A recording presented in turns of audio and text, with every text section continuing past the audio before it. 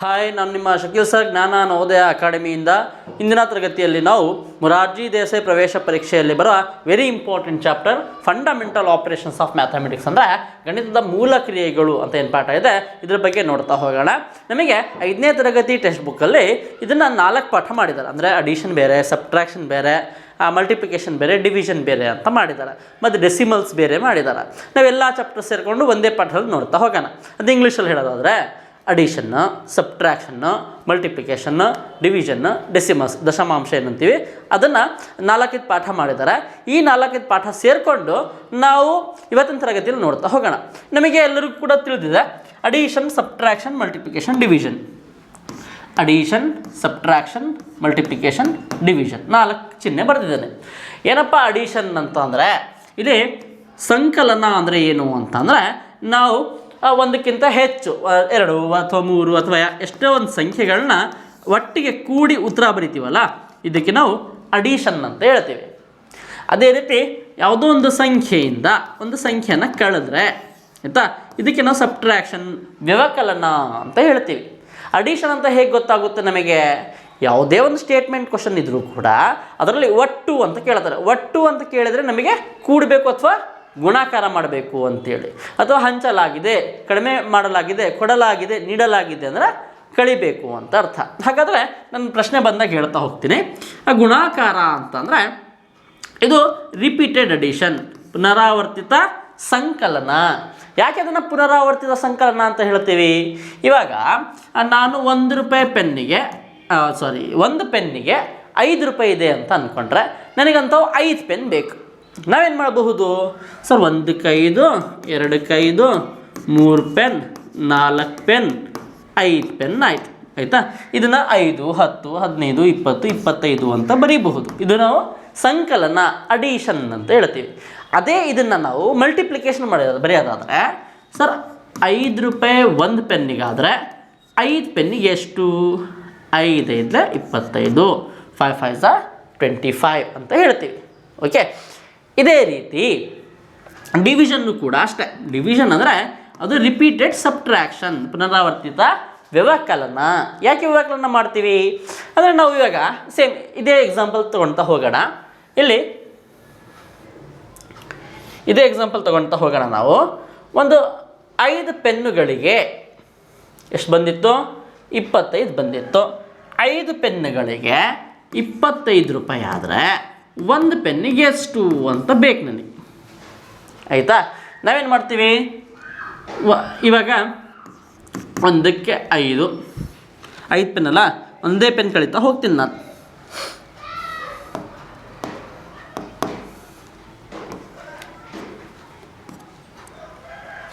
ಇಲ್ಲಿ 25 ರೂಪಾಯಿ ಇದೆ.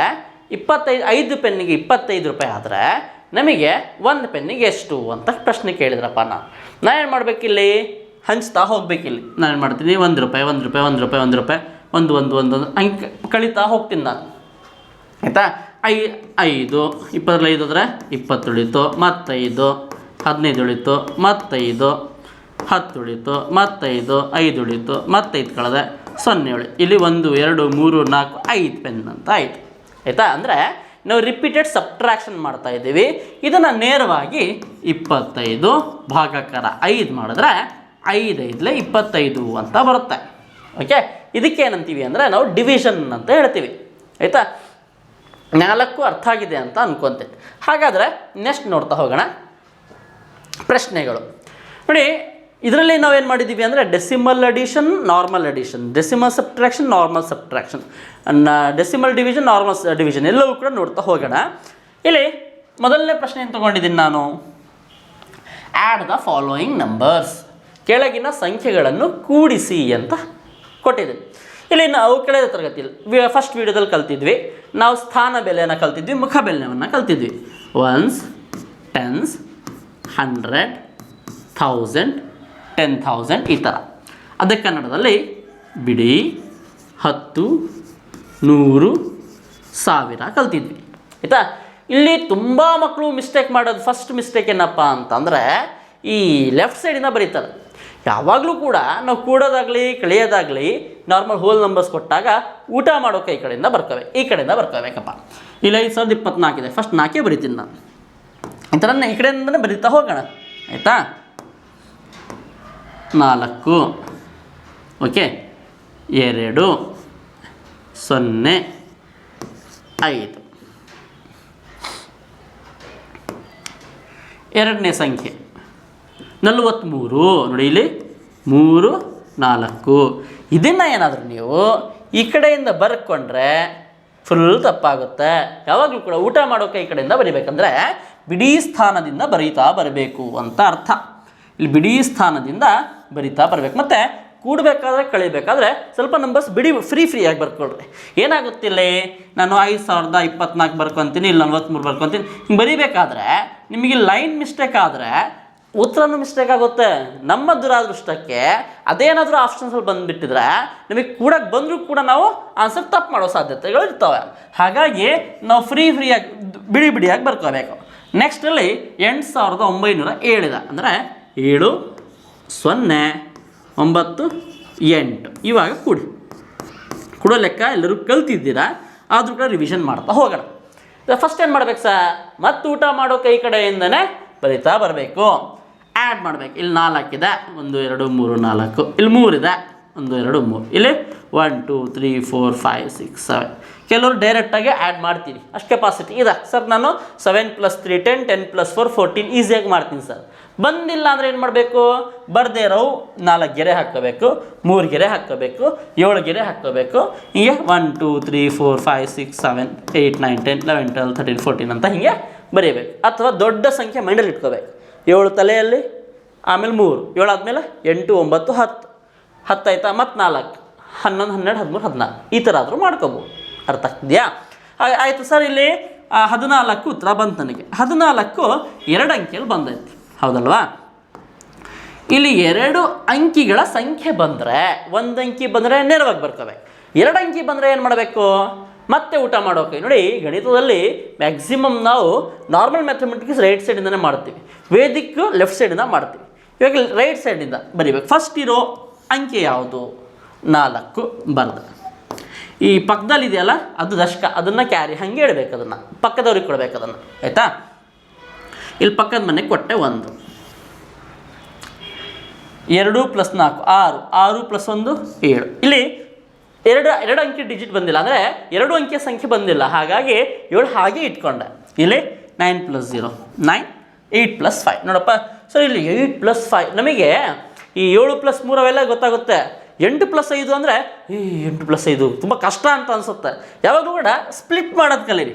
8 ಇದೆ, ಈ 5ಅನ್ನು ಸ್ಪ್ಲಿಟ್ ಮಾಡೋಣ. ಸ್ಪ್ಲಿಟ್ ಅಂದರೆ ಹೊಡೆಯೋಣ. ಹೇಗೆ ಹೊಡೆಯೋದು ಸರ್, 8ಗಿನ್ನೂ ನನಗೆ 10 ಆಗಬೇಕಂದ್ರೆ 2 ಈ ಕ್ಯಾಲ್ಕುಲೇಷನ್ ಬರ್ತಾವೆ. 7ಕ್ಕೆ 3, 6ಕ್ಕೆ 4, 5ಕ್ಕೆ 5, 4ಕ್ಕೆ 6, 10 ಮಾಡಬೇಕಂದ್ರೆ ಎಷ್ಟು ಅಂತ ಬೇಗ ಕ್ಯಾಲ್ಕುಲೇಷನ್ ಗೊತ್ತಾಗುತ್ತೆ ನಮಗೆ. ಆ ಸ್ಪ್ಲಿಟ್ ಮಾಡಿದಾಗ 8 ಆಯ್ತು. ಇಲ್ಲಿ 5ಕ್ಕೆ ನಾನು 2 + 3 ಅಂತ ನಾನು ಮೈಂಡಲ್ಲಿ ಸ್ಪ್ಲಿಟ್ ಮಾಡಿಕೊಂಡಾಗ ಅದಕ್ಕೆ ನೋಡಿ 8ಕ್ಕೆ 2 ಸೇರಿಸಿದೆ, ಇನ್ನೂ 3 ಉಳಿತು. ಅಂದರೆ ಇಲ್ಲಿ 8ಕ್ಕೆ 2 ಅಂದರೆ 10 ಆಯಿತು, ಇಲ್ಲಿ 3 ಉಳಿತು, 13 ಆಯಿತು ಅಂತ ಈಸಿ ಕ್ಯಾಲ್ಕುಲೇಷನ್ ಬರ್ತಾವೆ. ಇದು ಸ್ವಲ್ಪ ಪ್ರಾಕ್ಟೀಸ್ ಆದಮೇಲೆ ಈಸಿ ಆಗುತ್ತೆ ನಿಮಗೆ. ಇವಾಗ ಸರ್ ನಮ್ಮದು ಹೀಗೆ ಈಸಿ ಇದೆ ಸರ್ ಅಂತ ಅನಿಸುತ್ತೆ. ಈ ಥರ ಪ್ರಾಕ್ಟೀಸ್ ಮಾಡಿರಿ, ನಿಮಗೆ ಈಸಿ ಆಗ್ತಾ ಹೋಗುತ್ತೆ. ಸರ್ ಹಾಗಾದರೆ ಉತ್ತರ ಹೇಗೆ ಬಂತು? ಕಳೆದ ತರಗತಿಯಲ್ಲಿ ಕಲ್ತಿದ್ವಿ, ರೈಟ್ ಸೈಡ್ ಊಟ ಮಾಡೋಕೆ ಈ ಕಡೆಯಿಂದ 1 2 3 ಅಂಕಿ ಆದಮೇಲೆ ಒಂದು ಬಿಂದು ಇಡಬೇಕು ಅಂತೇಳಿ, ಅದು ಕಾಮ ಇಡಬೇಕು, ಅಲ್ಪ ವಿರಾಮ. 13,974 ಇದೆಯಾ? ಎಸ್ ಸರ್ ಇದೆ. Option b is right answer. Next question.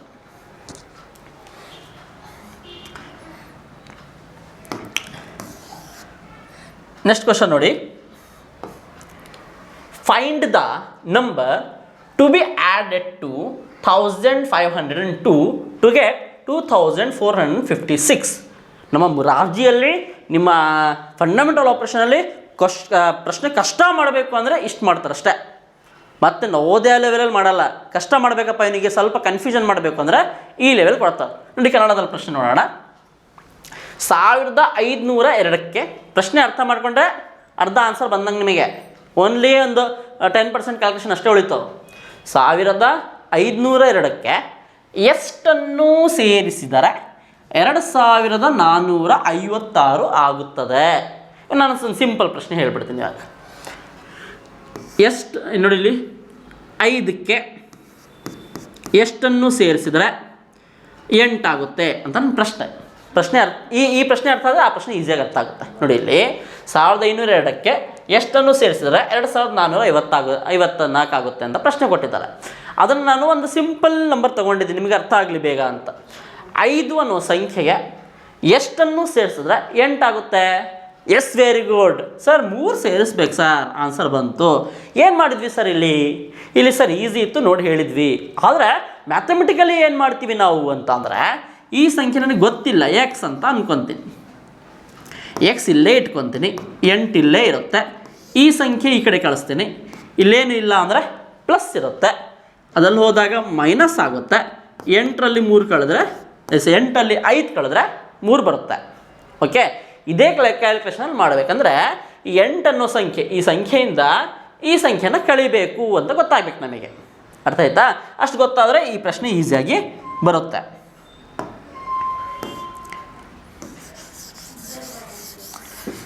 ಇಲ್ಲಿ ಕ್ಯಾಲ್ಕುಲೇಷನ್ ನೋಡಿ, ಇಲ್ಲಿ find the number to be added to 1502. 1502ಕ್ಕೆ ಯಾವ ಸಂಖ್ಯೆ ಆ್ಯಡ್ ಮಾಡಿದ್ರೆ 2456 ಬರುತ್ತೆ. ಎಕ್ಸ್ ಇಲ್ಲೇ ಇಟ್ಕೊಂಡಿದ್ದೀನಿ, 2456 ಇದು ಈ ಕಡೆ ಬಂತು, ಮೈನಸ್ 1502 1502 ಮೈನಸ್ ಮಾಡಬೇಕು. ಇವಾಗ ಎಕ್ಸ್ ಈಸ್ ಈಕ್ವಲ್ ಟು 2456 1502.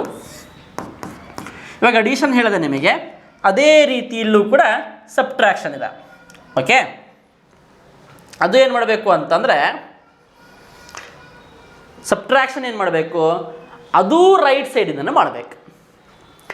ಮೇಲ್ಗಡೆ ಸಂಖ್ಯೆಯಿಂದ ಕೆಳಗಡೆ ಸಂಖ್ಯೆನ ಕಳಿಬೇಕು. ಓಕೆ, ಮೇಲ್ಗಡೆ ಇದೆ 6, 6ರಲ್ಲಿ 2 ಕಳಿಬೇಕು, 1 ಕಳೆದೆ 2 ಕಳೆದೆ, ಉಳಿದಿದೆ ಎಷ್ಟು? ಎಸ್, ಗುಡ್, 4 ಉಳಿತು, 4 ಅಂತ ಬರೀಬೇಕು.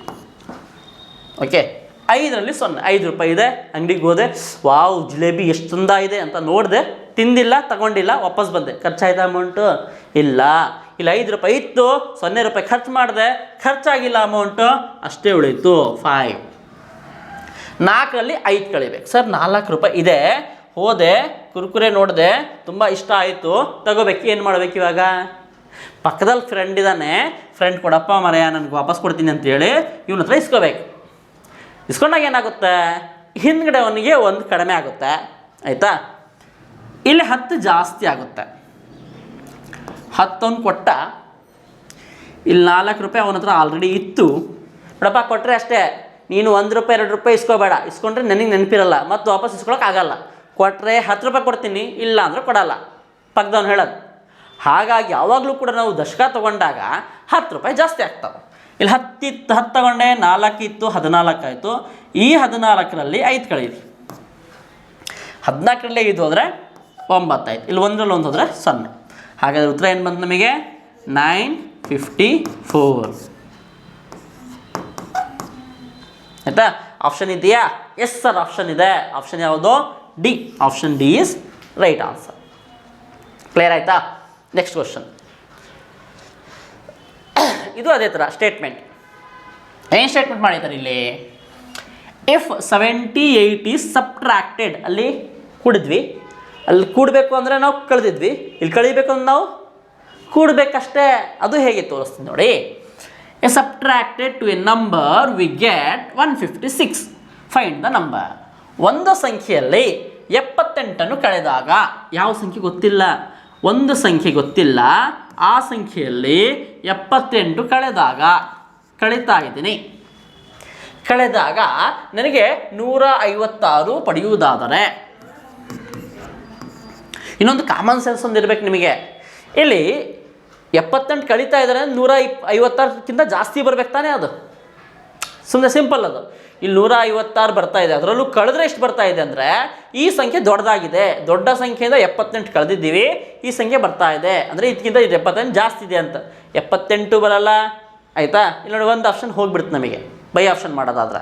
ಓಕೆ, ಹಾಗಾದರೆ ಏನು ಮಾಡ್ಬೇಕು ಸರ್, ಇಲ್ಲಿ ಈ 78 ಈ ಕಡೆ ಕಳಿಸ್ತೀವಿ. ಆಯಿತಾ? ಅಡಿಷನ್ ಆಗುತ್ತೆ. ಅದೇ ಯಾವಾಗಲೇ ಹೇಳಿದ್ನಲ್ಲ, ಎಷ್ಟೋ ಅಮೌಂಟ್ ಇದೆ ನನ್ನ ಹತ್ರ, ಅದರಲ್ಲಿ ಅಪ್ಪಾಜಿ ಎಷ್ಟು ಅಮೌಂಟ್ ಕೊಟ್ಟಿದ್ದಾರೆ, 5 ರೂಪಾಯಿ ಹೋಗಿ ತುರ್ತುರೆ ತಿಂದೆ, ಆ ಕುರ್ಕುರೆ ತಿಂದ ಮೇಲೆ ನನ್ನ ಹತ್ರ ಇನ್ನೂ 5 ರೂಪಾಯಿ ಉಳಿದಿದೆ, ಹಾಗಾದರೆ ನಾ ಅಪ್ಪಾಜಿ ಕೊಟ್ಟಿದ್ದು ದುಡ್ಡು ಎಷ್ಟು? ಸರ್ 10 ರೂಪಾಯಿ. ವೆರಿ ಗುಡ್, 10 ರೂಪಾಯಿ ಕೊಟ್ಟಿದ್ರು ಸರ್, 5 ರೂಪಾಯಿ ತಿಂದೆ, 5 ರೂಪಾಯಿ ಉಳಿಯಿತು, 5 ಇಸ್ ದ ಆನ್ಸರ್. ಹೇಗೆ ಮಾಡಿದ್ವಿ ಅದನ್ನು? ಸರ್ 5 ರೂಪಾಯಿ ಉಳಿದಿದೆ, ಅಪ್ಪಾಜಿ ಇದು ಇನ್ನೂ ನನ್ನ ಹತ್ರ 5 ರೂಪಾಯಿ ಉಳಿದಿದೆ, 5 ರೂಪಾಯಿ ತಿಂದೆ ನಾನು, 5 ರೂಪಾಯಿ ಉಳಿದಿದೆ, 5 ರೂಪಾಯಿ ತಿಂದೆ, ಟೋಟಲ್ 10 ರೂಪಾಯಿ ಆಯಿತು ಸರ್, ಹಾಗಾಗಿ 10 ರೂಪಾಯಿ. ಅಂದರೆ ಏನು ಮಾಡಿದ್ವಿ ಇಲ್ಲಿ? ಕೂಡಿದ್ವಿ. ಅದನ್ನು ಏನು ಮಾಡ್ಬೇಕು ನಾವು? ಕೂಡಬೇಕಷ್ಟೆ. ಏನು ಮಾಡಬೇಕು? ಕೂಡಬೇಕು. X minus 78 is equal to 156. X ಮಾತ್ರ ಬೇಕು. ಈ 78 ಆ ಕಡೆ ಹೋದರೆ 156 ಪ್ಲಸ್ 78. ಕೂಡೋದು ಹೇಳಿದ್ದೀನಿ, ಬಿಡಿ ಸ್ಥಾನದಿಂದನೇ ಕೂಡಬೇಕು. 156 78 ಬಿಡಿ ಸ್ಥಾನದಿಂದನೇ ಬರ್ಕೋಬೇಕು. 6 8 ಇವಾಗ ಹೇಳಿದ್ನ ಸ್ಪ್ಲಿಟ್ ಮಾಡಿ ಅಂತವಾಗಲೇ 8ಗೆ ಎಷ್ಟು ಸೇರಿಸ್ಬೇಕು? 2 ಸೇರಿಸ್ಬೇಕು. 10 ಆದರೆ ಎಷ್ಟು ಉಳಿತು? 6ರಲ್ಲಿ 4 ಉಳಿತು. ಹಾಗಾದರೆ 14 ಆಯಿತು. 4 ಒಂದಷ್ಟ 5 1 6 ನೋಡಿ, ಮತ್ತೆ 6ಕ್ಕೆ 4 ಸೇರಿಸ್ಬೇಕು, 10 ಆಯಿತು. ಇನ್ನು 3 ಉಳಿತು, 13. ಒಂದಷ್ಟ 1 1 2 ಎಷ್ಟಾಯಿತು? 234. ಆಪ್ಷನ್ಸ್ ಎಲ್ಲ ಐತೆ. ಆಪ್ಷನ್ ಸಿ ಯಲ್ಲಿದೆ 234. Option c is right answer. ನಮಗೆ ಮೇನ್ ಇಂಪಾರ್ಟೆಂಟ್ ಇದು ಗೊತ್ತಾಗಬೇಕು, ಆಯಿತಾ? ನಾನಿಲ್ಲಿ ಇದೇ ಪ್ರಶ್ನೆ ಬರ್ತವೆ ಅಂತ ಹೇಳ್ತಿಲ್ಲ, ಈ ಟೈಪಲ್ಲಿ ಬರ್ತವೆ ಅಂತ ಹೇಳ್ತಾ ಇದ್ದೀನಿ. ಒಂದು ಕೂಡ ಲೆಕ್ಕ ಕೊಡ್ತಾರೆ, ಮಿಸ್ ಮಾಡೋಂಗಿಲ್ಲ. ಕಳೆಯ ಲೆಕ್ಕ ಕೊಡ್ತಾರೆ, ಮಿಸ್ ಮಾಡೋಂಗಿಲ್ಲ. ಗುಣಿಸೋದು ಕೊಡ್ತಾರೆ, ಅದರ ನಂಬರ್ ಚೇಂಜ್ ಮಾಡ್ತಾರೆ. ನೀವು ಬೇರೆ ಬೇರೆ ಸಂಖ್ಯೆಗಳನ್ನ ಹಾಕ್ಕೊಂಡು ಪ್ರಾಕ್ಟೀಸ್ ಮಾಡ್ತಾ ಹೋಗ್ಬೇಕು. ಇವಾಗ ಬಂತು ನೋಡಿ, ಡೆಸಿಮಲ್ ಅಡಿಷನ್, ದಶಮಾಂಶ ಸಂಕಲನ. ಇದು ತುಂಬ ಮಜಾ ಇದೆ. ಯಾಕಂತಂದರೆ ನಮಗಿಲ್ಲಿ ದಶಾಂಶ ಬಿಂದು ಬರುತ್ತೆ. ಇಲ್ಲೇನು ಮಾಡ್ತೀವಿ ನಾವು? 10.204 ಅಂತ ಬರ್ಕೊಂಡೆ ನಾನು. ಆಮೇಲೆ ಏನು ಮಾಡ್ತೀವಿ? ಈ ಸರ್ ಹೇಳಿದ್ದಾರೆ, ಶಕೀಲ್ ಸರ್ ಏನು ಹೇಳಿದ್ದಾರೆ? ಊಟ ಮಾಡೋ ಕೈ ನೆನ್ಪಿಟ್ಕೋಬೇಕು, ಇಲ್ಲಿಂದ ಬರೀಬೇಕು. 3 8 0 4 ಇಲ್ಲಿ ಬಿಂದು ಐತೆ ಅಂತ ಬರ್ಕೊತೀವಿ. That is wrong. ಅದು ಸರಿಯಲ್ಲ, ದಟ್ ಈಸ್ ರಾಂಗ್. ಯಾಕಪ್ಪ ರಾಂಗ್ ಅಂತಂದರೆ, ನಾವು ದಶಮಾಂಶದ ಇದು ಯಾವುದೋ ಚಾರ್ಟ್ ನೋಡಿದ್ರೆ ಅದರಲ್ಲಿ ಏನು ಬಿಡುತ್ತೆ? ಇಲ್ಲಿ ಬಿಡಿ 10 100 1000 ಬರುತ್ತಲ್ವಾ? ಇಲ್ಲಿ ದಶಮಾಂಶ ಬಿಂದು ಬರುತ್ತೆ, ಇಲ್ಲಿ ದಶಮಾಂಶ 10ನೇ 1, ಆಮೇಲೆ ಶತಮಾಂಶ, ಸಹಸ್ರಾಂಶ, ಹಿಂಗೆ ಬರುತ್ತೆ, ಆಯಿತಾ? ಅಂದರೆ ಇಲ್ಲಿ 1s 10s 100 1000s ಆದಮೇಲೆ ಇಲ್ಲಿ 10th 100th 1000th ಹಂಗೆ ಬರುತ್ತೆ, ಆಯಿತಾ? ಅಂದರೆ 10ರಲ್ಲಿ 1 ಭಾಗ, 100ರಲ್ಲಿ 1 ಭಾಗ.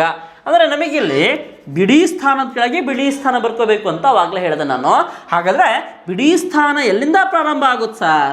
ಬಿಡಿ ಸ್ಥಾನ ಆ ದಶಮಾಂಶ ಬಿಂದುಕ್ಕಿಂತ ಈ ಕಡೆಯಿಂದ ಸ್ಟಾರ್ಟ್ ಆಗುತ್ತೆ. ಹಾಗಾಗಿ ನಾವು ಈ ದಶಮಾಂಶ ಸಂಕಲನ ಅಥವಾ ವ್ಯವಕಲನ ಬಂದರೆ, ಡೆಸಿಮಲ್ ಅಡಿಷನ್ ಅಥವಾ ಡೆಸಿಮಲ್ ಸಬ್ಟ್ರಾಕ್ಷನ್ ಬಂದರೆ, ಈ ದಶಮಾಂಶ ಬಿಂದು ಕೆಳಗೆ ದಶಮಾಂಶ ಬಿಂದು ಇಟ್ಕೋಬೇಕು. ಡೆಸಿಮಲ್ ಪಾಯಿಂಟ್ ಕೆಳಗೆ ಡೆಸಿಮಲ್ ಪಾಯಿಂಟ್, ಡೆಸಿಮಲ್ ಪಾಯಿಂಟ್ ಕೆಳಗೆ ಡೆಸಿಮಲ್ ಪಾಯಿಂಟ್. ಇಲ್ಲಿ ಡೆಸಿಮಲ್ ಪಾಯಿಂಟ್ ಇದೆ, ಇಲ್ಲಿ ಡೆಸಿಮಲ್ ಪಾಯಿಂಟ್ ಅಷ್ಟೇ.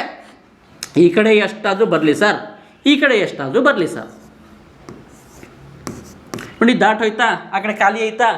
ನಮಗೆ ಬೇಕಾಗಿಲ್ಲ. ನಮಗೆ ಬೇಕಾಗಿದ್ದೇನಪ್ಪ? ದಶಮಾಂಶ ಬಿಂದು ಕೆಳಗೆ ದಶಮಾಂಶ ಬಿಂದು ಬರಬೇಕು ಅಷ್ಟೇ. ಆಮೇಲೆ 0.001 ಇದನ್ನು ಕೂಡಕ್ಕೆ ಹೇಳಿದರೆ ಕೂಡೋಣ. ಖಾಲಿ ಇರೋ ಪ್ಲೇಸ್ ಎಲ್ಲ 0 ಅಂತ ಅರ್ಥ. 4 1 ವೆರಿ ಗುಡ್ 5. 0 ಮತ್ತು 0 0. 2 + 3 5. 8 ಹಾಗೆ ಆವಾಗಲೇ ಒಂದು ಹೇಳಿದೆ, ದಶಮಾಂಶ ಬಿಂದು ಕೆಳಗೆ ದಶಮಾಂಶ ಬಿಂದು. 1 ಹಾಗೆ 4 ಹಾಗೆ 418.50. ಆಪ್ಷನ್ಸ್ ಇಲ್ಲ, ಅದೇ ಕಾಪಿ ಪೇಸ್ಟ್ ಆಗಿದ್ದಾವೆ, ಇಲ್ಲಿ ಮಿಸ್ ಆಗಿದ್ದಾವೆ. ಆನ್ಸರ್ ನೀವು ಬರ್ಕೋಬೇಕು ಇವಾಗ. ಇದೆಲ್ಲ ಆಪ್ಷನ್ಸಲ್ಲಿ ಇಲ್ಲ. ಆಪ್ಷನ್ ಏನೂ ಇಲ್ಲ, ಬಿನೂ ಇಲ್ಲ, ಸಿನೂ ಇಲ್ಲ, ಡಿನೂ ಇಲ್ಲ. ಎಕ್ಸಾಮಲ್ಲಿ ಹಿಂಗೆ ಮಿಸ್ ಆಗಲ್ಲ. ನೋಡಿ ಇಲ್ಲಿ ದಶಮಾಂಶ ಬಿಂದು ಕೆಳಗೆ ದಶಮಾಂಶ ಬಿಂದು. ನಾವು ಇಲ್ಲಿ ಏನು ಕಲಿಬೇಕು ಸರ್? ದಶಮಾಂಶ ಸಂಕಲನ ಅಂದರೆ ಡೆಸಿಮಲ್ ಅಡಿಷನ್ ಬಂದಾಗ ಈ ಡೆಸಿಮಲ್ ಪಾಯಿಂಟ್ ನೋಡಬೇಕು. ಪಾಯಿಂಟ್ ಕೆಳಗೆ ಪಾಯಿಂಟ್, ಪಾಯಿಂಟ್ ಕೆಳಗೆ ಪಾಯಿಂಟ್, ಪಾಯಿಂಟ್ ಕೆಳಗೆ ಪಾಯಿಂಟ್, ಪಾಯಿಂಟ್ ಕೆಳಗೆ ಪಾಯಿಂಟ್. ಆನ್ಸರಲ್ಲೂ ಅದು ಪಾಯಿಂಟ್ ಕೆಳಗೆ ಪಾಯಿಂಟೇ ಬರಬೇಕು. Okay, next question. ಸಾಲ್ವ್. ಗುಣಾಕಾರ ಬಂತು. ಗುಣಾಕಾರ ನಾವು ಫಸ್ಟ್ ಸಮ್ಮಲ್ಲೇ ಕಲ್ತಿದ್ದೀವಿ, ಅದು ಸೆಕೆಂಡ್ ಸಮ್ಮ ಸ್ಟಾರ್ಟಿಂಗಲ್ಲೇ. 47 × 67. ನಾರ್ಮಲ್ ನೀವು ಮಾಡೋದೇ ಮಲ್ಟಿಪ್ಲಿಕೇಶನ್ ಸರಿ ಇದೆ. ನಾನು ಹೊಸ ಮೆಥಡ್ಗಳು ಹೇಳ್ತಿದ್ದೆ. ಇವಾಗ ಹೊಸ ಮೆಥಡ್ಗಳು ಹೇಳಿದರೆ ನಿಮಗೆ ಕನ್ಫ್ಯೂಷನ್ ಆಗುತ್ತೆ, ಆಯಿತಾ? ಇದಕ್ಕೆ ನಾವು 1x1 ಮೆಥಡ್ ಯೂಸ್ ಮಾಡ್ತೀವಿ. 67. ನೆಕ್ಸ್ಟ್ ಡೀಟೇಲ್ ಕ್ಲಾಸ್ ತೊಗೊಂಡಾಗಬೇಕಾದ್ರೆ ಇನ್ಫಾರ್ಮ್ ಮಾಡ್ತೀನಿ, ನಾನು ಹೇಳ್ಕೊಡ್ತೀನಿ. ಫಸ್ಟು ಇದನ್ನು ಗುಣಿಸ್ತೀವಿ. 7 7 49.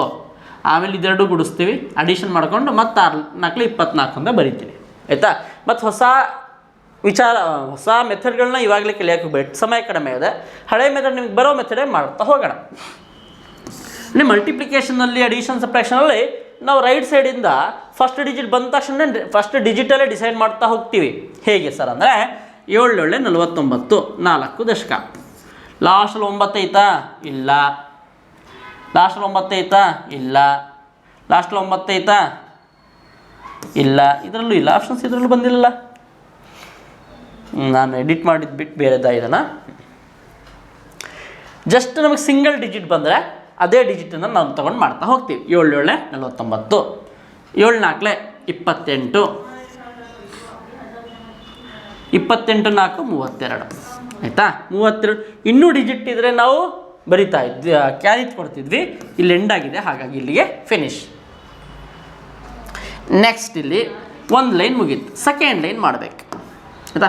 ಸೆಕೆಂಡ್ ಲೈನ್ ಮಾಡುವಾಗ ಇದು ಬಿಡಿ ಸ್ಥಾನದಲ್ಲಿದೆ, ಇದು 10ರ ಸ್ಥಾನದಲ್ಲಿದೆ. 10ರ ಸ್ಥಾನದಲ್ಲಿರುವ ಸಂಖ್ಯೆಯಿಂದ ನಾವು ಗುಣಾಕಾರ ಮಾಡಿದಾಗ, 10ರ ಸ್ಥಾನದಲ್ಲಿರುವ ಸಂಖ್ಯೆಯಿಂದ ನಾವು ಗುಣಾಕಾರ ಮಾಡಿದಾಗ ನಾವೇನು ಮಾಡಬೇಕು ಅಂತಂದರೆ ಇಲ್ಲಿ ಈ ಪ್ಲೇಸ್ ಬಿಡಬೇಕು, ಒಂದು ಪ್ಲೇಸು 10ರ ಸ್ಥಾನದಿಂದನೇ ಬರ್ಕೋಬೇಕು. ಅದು ಇಂಪಾರ್ಟೆಂಟ್, ಆಯಿತಾ? ಇದು 100ರ ಸ್ಥಾನದಿಂದ ಗುಣಾಕಾರ ಮಾಡಿದ್ರೆ ನಾವು ಇಲ್ಲಿ ಬಿಡಿ 10 ಸ್ಥಾನ ಬಿಡ್ತೀವಿ, 100ರ ಸ್ಥಾನದಿಂದ ಸ್ಟಾರ್ಟ್ ಮಾಡ್ತೀವಿ ಬರೆಯೋಕ್ಕೆ. ಓಕೆ, ಇಲ್ಲಿ 6 7 42, ಆಯಿತಾ? 6 4 24, 25 26 27 28,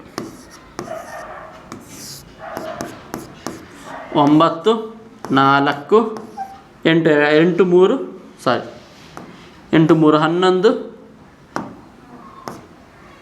1 ದಶಕ, 2 1 3, 3149.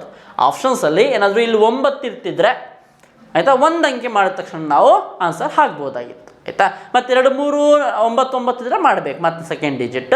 ಇಲ್ಲಿ ಈ ಥರ 0 8 3 5 ಈ ಥರ ಬೇರೆ ಬೇರೆ ಅಂಕೆಗಳಿದ್ದರೆ ಬಿಡಿ ಸ್ಥಾನದಲ್ಲಿ ನೀವೇನು ಮಾಡಬೇಕು, ಒಂದು ಅಂಕೆ ನೋಡಿದ ತಕ್ಷಣ, ಯಾಕಂದರೆ ಈ ಕೆಳಗಡೆ ಯಾವ ಸಂಖ್ಯೆ ಬರಲ್ಲ, ಬಿಟ್ಟು ಬರಿತೀವಲ್ಲ, ಹಾಗಾಗಿ ಈ ಸಂಖ್ಯೆ ಬಂದ ತಕ್ಷಣವೇ ಆ ಕಡೆ ಆಪ್ಷನ್ಸ್ ನೋಡಿ ನೀವು ಬೇಕಾದರೆ ಹಾಕ್ಬೋದು. Okay, next question.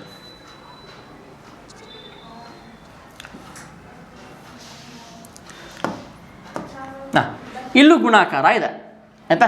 ನಾವು ಗುಣಾಕಾರ ಕಲಿಬೇಕಾದ್ರೆ ಒಂದು ಪಾಯಿಂಟ್ ಕಲ್ತಿದ್ವಿ ಸರ್. ಇಲ್ಲಿ ಇಷ್ಟು ಉದ್ದ ಕೊಟ್ಟಾರಲ್ಲ ಸರ್, ಇದಕ್ಕಿದು ಗುಣಿಸಿ ಇದಕ್ಕಿದು ಗುಣಿಸ್ಬೇಕಲ್ಲ, ಆಮೇಲೆ ಕೂಡ ಚಿಹ್ನೆ ಇದೆ ಕೊಡಬೇಕಲ್ಲ. Any number multiplied with 0 than product is equal to 0. ಯಾವುದೇ ಸಂಖ್ಯೆಯನ್ನು 0ಯಿಂದ ಗುಣಿಸಿದಾಗ ಬರುವ ಉತ್ತರ 0 ಆಗಿರುತ್ತದೆ. ಎಷ್ಟೇ ದೊಡ್ಡ ಸಂಖ್ಯೆ, ಎಷ್ಟೋ ಸಂಖ್ಯೆಗಳು ತಗೊಂಬಂದು ನೀವು ಗುಣಿಸಿದ್ರು ಕೂಡ 0ಯ ಜೊತೆಗೆ ನಿಮಗೆ ಉತ್ತರ 0 ಆಗಿರುತ್ತೆ. ಹಾಗಾಗಿ ಇಷ್ಟು ದೊಡ್ಡ ಸಂಖ್ಯೆ ಇದೆ, 0ಯಿಂದ ಗುಣಿಸಿದ್ದಾರೆ, ಹಾಗಾಗಿ ಇದು ಕಂಪ್ಲೀಟ್ 0 ಆಯಿತು. ಪ್ಲಸ್ 13 ಮಾತ್ರ ಉಳಿದಿದೆ. 0ಗೆ 13 ಸೇರಿಸಿದ್ರೆ 13 ಆಯಿತು. ಇದರಲ್ಲಿ ಆಪ್ಷನ್ಸ್ ಇದೆ, ಆಪ್ಷನ್ ಸಿ 13 ಅದು ಸರಿ ಉತ್ತರ. ಕ್ಲಿಯರ್ ಆಯಿತಾ? Okay, next on. If the cost of 1 banana is ₹6, find the cost of 1 dozen banana. ಒಂದು ಬಾಳೆಹಣ್ಣಿನ ಬೆಲೆ ₹6 ಆದರೆ 1 ಡಜನ್ ಬಾಳೆಹಣ್ಣುಗಳ ಬೆಲೆ. ಬಾಳೆಹಣ್ಣು, ನಮಗೆ ಬಾಳೆಹಣ್ಣು ಮೊಟ್ಟೆ ಅಂದರೆ ನಮ್ಮ ಶಾಲೆ ನೆನಪಾಗ್ತಾವೆ. ನಾವು ಮೊಟ್ಟೆ ತಿನ್ನಲ್ಲ ಬಾಳೆಹಣ್ಣು, ಬಾಳೆಹಣ್ಣಲ್ಲ ಮೊಟ್ಟೆ, ಆ ಬಾಳೆಹಣ್ಣಲ್ಲ ಇದು, ಈ ಬಾಳೆಹಣ್ಣು. ಪ್ರಶ್ನೆ ನೋಡ್ರಿ ಇಲ್ಲಿ, ಕಾಸ್ಟ್ ಆಫ್ 1 ಬನಾನಾ ₹6, ಒಂದು ತೊಗೊಂಡ್ರೆ ₹6 ಅಂತ. ಇಲ್ಲಿ ಒಂದು ಟ್ವಿಸ್ಟ್ ಏನಪ್ಪ ಅಂತಂದರೆ ಕಾಸ್ಟ್ ಆಫ್ 1 ಡಜನ್. ನೋಡಿ, ಒಂದು ಬಾಳೆಹಣ್ಣಿನ ಬೆಲೆ ₹6 ಇಷ್ಟೊಂದು ಗೊತ್ತಾಯ್ತು ಸರ್. ಇಲ್ಲಿ ಆದರೆ 1 ಡಜನ್ ಬಾಳೆಹಣ್ಣು ಅಂತ ಹೇಳಿದ್ದಾರೆ. ನಮಗೊಂದು ವಿಚಾರ ಗೊತ್ತಿರಬೇಕು, 1 ಡಜನ್ ಅಂದರೆ ಎಷ್ಟು? 1 ಡಜನ್ ಅಂದರೆ 1 ಡಜನ್ ಅಂದರೆ 12 ಅಂತ ಅರ್ಥ. ಬಾಳೆಹಣ್ಣೆ ಆಗ್ಬೇಕಂತಲ್ಲ, 1 ಡಜನ್ ಪೆನ್ ಅಂದರೆ 12 ಪೆನ್ ಅಂತ ಅರ್ಥ. 1 ಡಜನ್ ನೋಟ್ಬುಕ್ ಅಂದರೆ 12 ನೋಟ್ಬುಕ್ ಅಂತ ಅರ್ಥ. ಡಜನ್ ಅಂದರೆ 12 ಅಂತ ಅರ್ಥ ಆಯಿತಾ. ನಮಗೆ ಒಂದು ಬಾಳೆಹಣ್ಣಿಗೆ ₹6 ಇದೆ. 1 ಡಜನ್ನಿಗೆ ಎಷ್ಟು? ನಾವು ಶಾಲೆಯಲ್ಲಿ ಬರೀಬೇಕಾದ್ರೆ ಬರಿತೀವಿ, ಸೆಂಟೆನ್ಸ್ ಬರಿತೀವಿ, ಒಂದು ಬಾಳೆಹಣ್ಣಿನ ಬೆಲೆ. ಆದರೆ ರಾಜ್ಯ ಪ್ರವೇಶ ಪರೀಕ್ಷೆ ಇದು ಸ್ಪರ್ಧಾತ್ಮಕ ಪರೀಕ್ಷೆ ಅಲ್ವಾ, ಇದು ಕಾಂಪಿಟೇಟಿವ್ ಎಕ್ಸಾಮ್ ಅಲ್ವಾ. ಈ ಎಕ್ಸಾಮಲ್ಲಿ ಸೆಂಟೆನ್ಸ್ ಬರೆಯೋ ಅವಶ್ಯಕತೆ ಇಲ್ಲ, ಓನ್ಲಿ ಮ್ಯಾಥಮೆಟಿಕ್ಸ್ ಕ್ಯಾಲ್ಕುಲೇಷನ್ ಅಷ್ಟೇ. ಓಕೆ, ಇಲ್ಲಿ 12 ಬಗ್ಗೆ ಬರುತ್ತೆ ನಮಗೆ. 12 6 72 ಆಗುತ್ತೆ ಅಷ್ಟೇ, ಸಿಂಪಲ್. ಅದೇ ಆಪ್ಷನ್ಸ್ ಎಲ್ಲದಕ್ಕೂ ಬಂದುಬಿಟ್ಟಿದೆ, ಅದು ಮಿಸ್ ಆಗಿ 72 ಆಪ್ಷನ್ಸ್ 72 ರೈಟ್ ಆನ್ಸರ್ ಆಗುತ್ತೆ. ಅರ್ಥ ಆಯ್ತಾ ಹೇಳಿದ್ದು? ಆಯಿತಾ. 1 ಡಜನ್ ಅಂದರೆ 12. ಇಲ್ಲಿ ನಾವು ಕೊಡ್ಬೋದಾಗಿತ್ತಲ್ವಾ, 1 ಡಜನ್ ಅಂದರೆ 12 ಬನಾನಾ, 6 + 6 + 6 + 6 + 6 ಒಂದೇ ಸಂಖ್ಯೆ ರಿಪೀಟ್ ನಾವು ಅಡಿಷನ್ ಮಾಡ್ತಾ ಇದ್ದೀವಿ ಅಂದರೆ ನಾವು ಮಲ್ಟಿಪ್ಲಿಕೇಶನ್ ಮಾಡಬೇಕು, ಹೌದಲ್ವಾ. Repeated addition is a multiplication. Next question. ಇಲ್ಲೂ ಆಪ್ಷನ್ಸ್ ಅದೇ ಇದೆ. ಆಪ್ಷನ್ಸ್ ಚೇಂಜ್ ಆಗಿಲ್ಲ, ಚೇಂಜ್ ಮಾಡಿದಾರವರು ಚೇಂಜ್ ಆಗಿಲ್ಲ. If the cost of 8 pens is, ನೋಡಿ ಇಲ್ಲಿ cost of 8 pens is 480, find the cost of 1 pen ಅಂತ ಕೊಟ್ಟಿದ್ದಾರೆ. 8 ಪೆನ್ನುಗಳ ಬೆಲೆ 480 ಆದರೆ 1 ಪೆನ್ನಿನ ಬೆಲೆ ಎಷ್ಟು ಅಂತ ಕೊಟ್ಟಿದ್ದಾರೆ ಆಯಿತಾ. ಇವಾಗ ನನ್ನ ಎಕ್ಸಾಂಪಲ್, ಫಾರ್ ಎಕ್ಸಾಂಪಲ್ ನಾನು ಇಲ್ಲಿ ಇದು ಬರೀತೀನಿ ಆಪ್ಷನ್ಸ್. ಇಲ್ಲಿ ಎಕ್ಸಾಂಪಲ್ ಒಂದು ₹10 ಆಯಿತಾ. ಆಪ್ಷನ್ ಬಿ ಒಂದು ₹20, ಆಪ್ಷನ್ ಸಿ ₹30, ಆಪ್ಷನ್ ಡಿ ₹40 ಇದೆ ಅಂತ ಅಂದ್ಕೊಳ್ಳೋಣ. ಇವಾಗ ಹೇಳ್ರಿ, ನೀವು ಎಷ್ಟು ಹೇಳ್ತೀರಿ? ನನ್ನ ಕಣ್ಣಿಗೆ ಹೋಗೋದು ಯಾವುದು? ₹10 ಸರ್, ನಾನು ತೊಗೊಂಬಂದೆ ಸರ್ ನೆನ್ನೆ ಪೆನ್ನು ಎಕ್ಸಾಮಿಗೆ, ₹10 ಸರ್ ಅದು. ಹಾಗೆ ₹10 ಇರಬಹುದು ಅಂತ ₹10 ಹಾಕಕ್ಕೆ ಹೋಗ್ಬೇಡ್ರಿ. ಇಲ್ಲಿ ಕ್ಯಾಲ್ಕುಲೇಷನ್ ಮಾಡಬೇಕು. ಕೆಲವು ಬಾರಿ ಏನಾಗುತ್ತೆ ಅಂತಂದರೆ ದೊಡ್ಡ ಸಂಖ್ಯೆ ಕೊಟ್ಬಿಡ್ತಾರೆ ಅವರು. ಇವಾಗ ಇಲ್ಲಿ ₹10 ಬರಲ್ಲ, ಯಾಕಂದರೆ 8ಕ್ಕೆ 480 ಅಂದರೆ ₹10 ಬರೋಕ್ಕೆ ಸಾಧ್ಯನೇ ಇಲ್ಲ ಆಯಿತಾ. ಹಾಗಾಗಿ ನಾವೇನು ಮಾಡಬೇಕು, ಈ ₹10 ನಮ್ಮ ಮನೆಯಲ್ಲಿಯೇ ಪಕ್ಕದ ಮನೆಯಲ್ಲಿ ₹10 ಸಿಗ್ತಾ ಇದೆ ಪೆನ್ ಅಂತೇಳಿ ₹10 ಹಾಕಂಗಿಲ್ಲ. ಇಲ್ಲೇನು ಮಾಡಬೇಕು ನೋಡಿ, ಇಲ್ಲಿ 8 ಪೆನ್ನಿಗೆ ಇಷ್ಟು ಅಂತ ಹೇಳಿದ್ರು. ಅವಾಗಲೇ ಹೇಳಿದ್ನಲ್ಲ, ರಿಪೀಟೆಡ್ ಸಬ್ಟ್ರಾಕ್ಷನ್, ನಾವು ಡಿವಿಷನ್ ಮಾಡಬೇಕು, ಭಾಗಾಕಾರ. 480 ಭಾಗಾಕಾರ 8 ಆಯಿತಾ. ಭಾಗಾಕಾರದಲ್ಲಿ ನಿಮಗೊಂದು ಕೆಲವೊಂದು ವಿಚಾರ ಗೊತ್ತಿರಲಿ. ಇದಕ್ಕೇನಂತೀವಿ? ಡಿವೈಸರ್ ಅಂತೀವಿ, ಇದಕ್ಕೆ ಡಿವಿಡೆಂಟ್ ಅಂತೀವಿ, ಇದಕ್ಕೆ ಕೋಶೆಂಟ್ ಅಂತೀವಿ, ಕೆಳಗಡೆ ಉಳಿಯುತ್ತಲ್ಲ ಅದಕ್ಕೆ ರಿಮೈಂಡರ್ ಅಂತ ಹೇಳ್ತೀವಿ. ಇದು ಭಾಜಕ, ಇದು ಭಾಜ್ಯ, ಇದು ಭಾಗಲಬ್ಧ, ಇದು ಶೇಷ. ಅರ್ಥ ಆಯ್ತು ಹೇಳ್ತಾ ಇರೋದು? ಇದು ಭಾಜ್ಯ, ಇದು ಭಾಜಕ, ಇದು ಭಾಗಲಬ್ಧ, ಇದು ಶೇಷ. ಇದು ಗೊತ್ತಿರಬೇಕು ನಿಮಗೆ ಆಯ್ತಾ.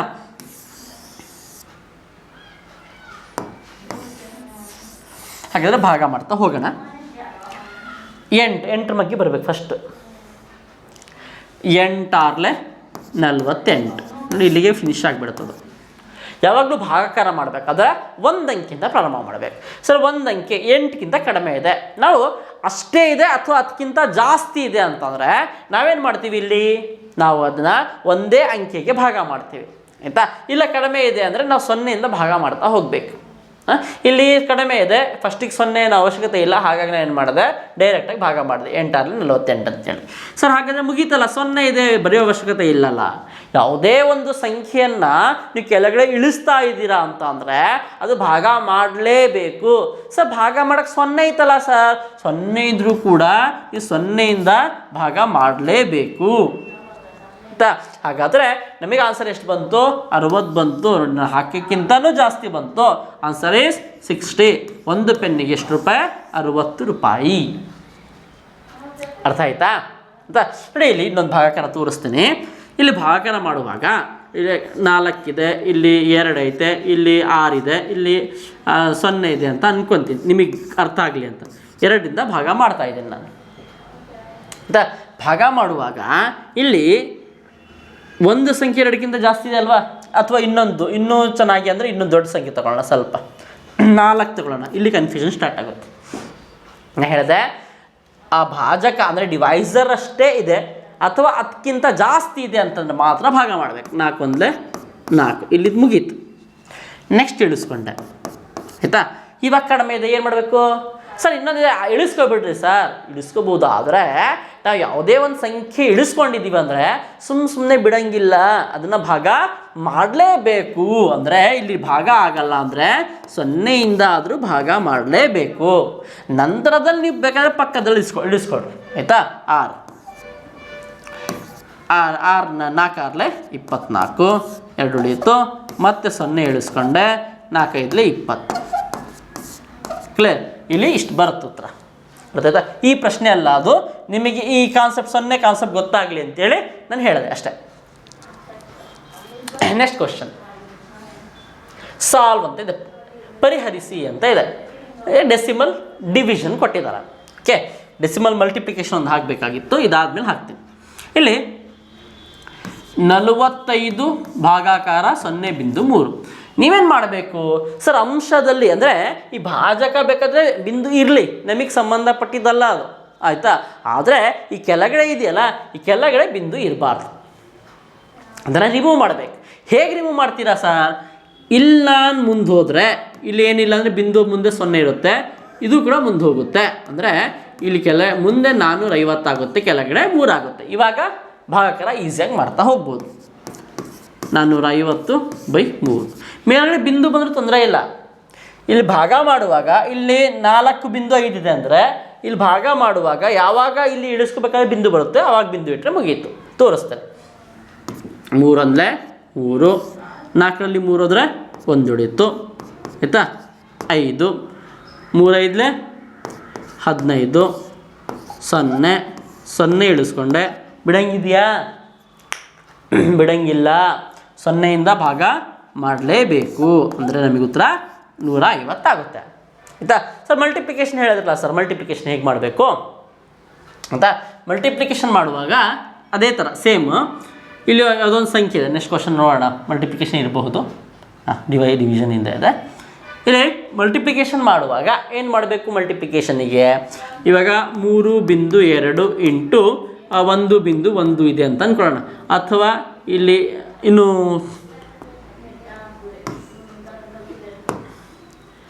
2.1 ಇದೆ ಅಂತ ಅಂದ್ಕೊಳ್ಳೋಣ. ನಾರ್ಮಲ್ ಮಲ್ಟಿಪ್ಲಿಕೇಶನ್ ಮಾಡ್ತೀವಲ್ಲ, ಸೇಮ್ ಮಲ್ಟಿಪ್ಲಿಕೇಶನ್, ಇನ್ನೇನು ಬೇರೆ ಏನಿಲ್ಲ. 1 2 2, 1 3 3, 2 2 4, 2 3 6, ಆಯಿತಾ?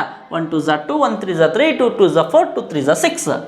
ಇಲ್ಲಿ 2 ಆಯಿತು, 7 ಆಯಿತು, 6 ಆಯಿತು. ಇಷ್ಟು ಆದಮೇಲೆ ಮತ್ತು ಊಟ ಮಾಡೋ ಕೈ ಕಡೆಯಿಂದ ಎಷ್ಟು ಅಂಕೆಗಳಾದಮೇಲೆ ಈ ದಶಮಾಂಶ ಬಿಂದು ಇದೆ ಅಂತ ನೋಡಬೇಕು. ಇಲ್ಲಿ 2 ಅಂಕೆಗಳಾದಮೇಲೆ ದಶಮಾಂಶ ಬಿಂದು ಇದೆ ಅಂದರೆ ನೀವು 2 ಅಂಕೆ ಆದಮೇಲೆ ದಶಮಾಂಶ ಬಿಂದು ಇಡಬೇಕಾಗುತ್ತೆ ಅಷ್ಟೇ. ಮಲ್ಟಿಪ್ಲಿಕೇಶನಿಗೆ, ಡಿವಿಷನಿಗೂ ಅಷ್ಟೇ.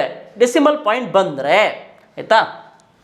ಇಲ್ಲಿ ಡೆಸಿಮಲ್ ಪಾಯಿಂಟ್ ಇವಾಗ ಫಾರ್ ಎಕ್ಸಾಂಪಲ್ಲು 34.5 ಇದೆ, ನಾನಿಲ್ಲಿ 5ರಿಂದ ಭಾಗ ಮಾಡ್ತಾ ಇದ್ದೀನಿ, ಆಯಿತಾ? 5 6 30 ಅಂತ ಬಂತು. 4 ಇಳಿಸ್ಕೊಂಡೆ. ಓಕೆ, ಇಲ್ಲಿ ನೆಕ್ಸ್ಟ್ ಅಂಕಿ ಇಳಿಸ್ಕೋಕ್ಕಿಂತ ಮುಂಚೆ ಬಿಂದು ಬರುತ್ತಲ್ಲ, ಆ ಬಿಂದು ಬಂದಾಗ ನಾವು ಇಲ್ಲಿ ಬಿಂದು ಇಟ್ಕೊತೀವಿ ಅಷ್ಟೇ, ಬಿಟ್ಟರೆ ಬೇರೆಲ್ಲ ಸೇಮ್. Okay, next 5 ಇಳಿಸ್ಕೊಂಡೆ. 5 9 45. ಅರ್ಥ ಆಯ್ತಾ? Next question, if the divisor is 18, ಒಂದು ಭಾಗಾಕಾರದ ಸಮಸ್ಯೆ ಇದೆ. ಡಿವೈಸರ್ 18 ಇದೆ ಅಂತೆ, and the quotient is 7 and the reminder is 6. What is the dividend? ಭಾಜಕ 18, ಭಾಗಲಬ್ಧ 7, ಶೇಷ 6 ಆಗಿದ್ದರೆ ಇದು ಮೇನ್ ಇಂಪಾರ್ಟೆಂಟ್ ಒಳಗಡೆ ಸಂಖ್ಯೆ ಯಾವುದು ಅಂತ ಕೇಳಿದ್ದಾರೆ. ನಮಗೆ ನಾರ್ಮಲಿ ಈ ಸಂಖ್ಯೆ ಕೊಡ್ತಾರೆ, ಈ ಸಂಖ್ಯೆ ಕೊಡ್ತಾರೆ, ಅಂದರೆ ಭಾಜ್ಯ ಕೊಡ್ತಾರೆ, ಭಾಜಕ ಕೊಡ್ತಾರೆ, ಭಾಗ ಲಬ್ಧ ಮತ್ತು ಶೇಷವನ್ನು ನಾವು ಕಂಡುಹಿಡಿತೀವಿ, ಹೌದಲ್ವಾ? ನಾವು ಕ್ವೋಷನ್ ಮತ್ತು ರಿಮೈಂಡರ್ ಕಂಡುಹಿಡಿತೀವಿ. ಇದು ಕೊಟ್ಟಾರೆ, ಇದಕ್ಕೆ ಏನು ಮಾಡಬೇಕು? ಒಂದು ಫಾರ್ಮುಲಾ ನೆನ್ಪಿಟ್ಕೋಬೇಕು. ಏನು formula? Dividend is equal to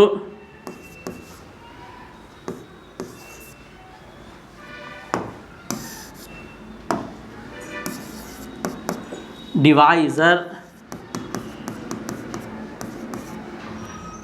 ಇದು ಇಂಟು ಕೋಶೆಂಟ್ ಪ್ಲಸ್ ರಿಮೈಂಡರ್. ಅಂದರೆ ಭಾಜ್ಯ ಇಸ್ ಈಕ್ವಲ್ ಟು ಭಾಜಕ ಇಂಟು ಆ ಕಡೆದು ಭಾಗಲಬ್ಧ ಪ್ಲಸ್ ಶೇಷ. ಕ್ಲಿಯರ್? ಹಾಗಾದರೆ ಭಾಜಕ ಎಷ್ಟಿದೆ ಸರ್? ಕೊಟ್ಟಿದ್ದಾರೆ 18 ಇದೆ. ಭಾಗಲಬ್ಧ ಎಷ್ಟಿದೆ? 7 ಇದೆ.